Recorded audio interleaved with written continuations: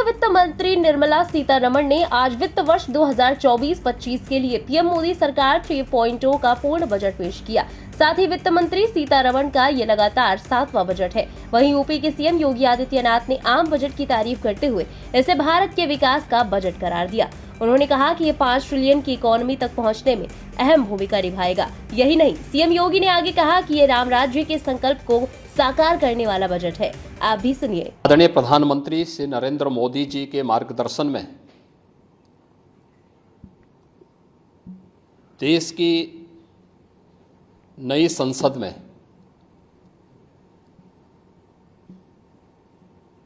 माननीय वित्त मंत्री जी ने देश का आम बजट प्रस्तुत किया है। यह बजट सर्वस्पर्शी,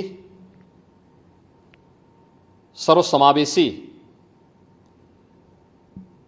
विकासोन्मुख 140 करोड़ भारतवासियों की आशा, आकांक्षा और अमृत काल के संकल्पों को पूरा करने वाला सिद्ध होगा। आम बजट 2024-25 आत्मनिर्भर एवं विकसित भारत के निर्माण का एक आर्थिक दस्तावेज है। इस आम बजट में अंत्योदय की पावन भावना,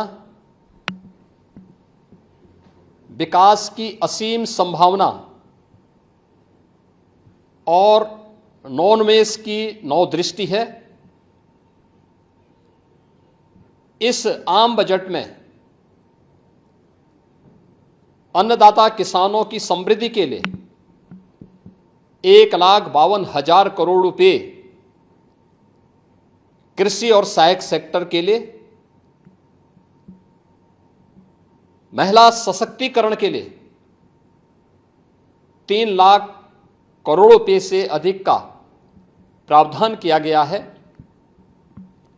स्वाभाविक रूप से आधी आबादी, देश के सबसे बड़े राज्य उत्तर प्रदेश की आधी आबादी इससे सर्वाधिक लाभान्वित होने वाली है, और खासतौर पर तब जब उत्तर प्रदेश 2020 से ही मिशन शक्ति के कार्यक्रम को प्रभावी ढंग से यहां पर जमीनी धरातल पर उतार रहा है। सर्वाधिक अन्नदाता किसान उत्तर प्रदेश के अंदर निवास कर रहा है। उन अन्नदाता किसानों की समृद्धि में आज संसद में प्रस्तुत आम बजट बड़ी भूमिका का निर्वहन करने वाला है। युवाओं के लिए लाखों नौकरियों के साथ साथ मध्यम वर्गीय परिवार के लिए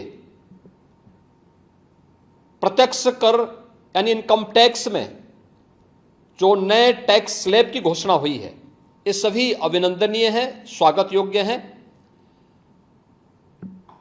इस पूरे बजट को अगर मैं कह सकता हूं कि यह बजट भारत को $5 ट्रिलियन की इकोनॉमी में बदलने के संकल्प के साथ ही दुनिया के ग्रोथ इंजन के रूप में भारत की भूमिका को और विकसित भारत की संकल्पना को साकार करने का एक आर्थिक दस्तावेज के रूप में यह देश की संसद में प्रस्तुत किया गया है। इस 140 करोड़ जनता जनार्दन के लिए समर्पित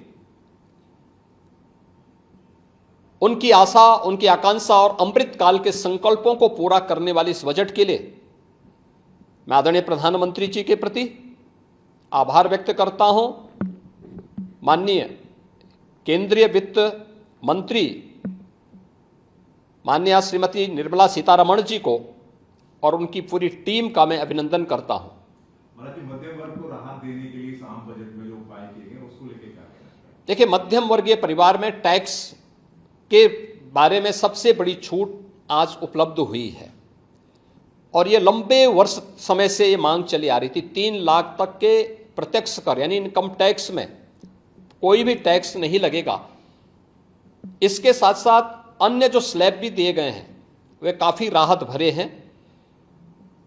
अलग अलग सेक्टर के लिए जो प्रावधान किए गए हैं, गांव के लिए, गरीब के लिए, किसान के लिए, नौजवान के लिए, एमएसएमई सेक्टर के लिए, ये लाखों नौकरियों को क्रिएट इससे होगा। इंडस्ट्री के लिए जो प्रावधान किए गए हैं, मुझे लगता है ये सभी स्वागत योग्य हैं।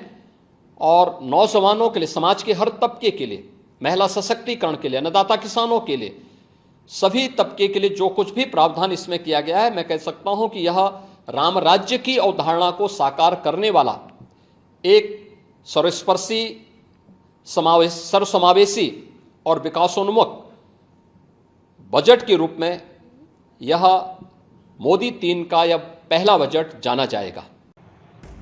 ब्यूरो रिपोर्ट, इंडिया पब्लिक खबर।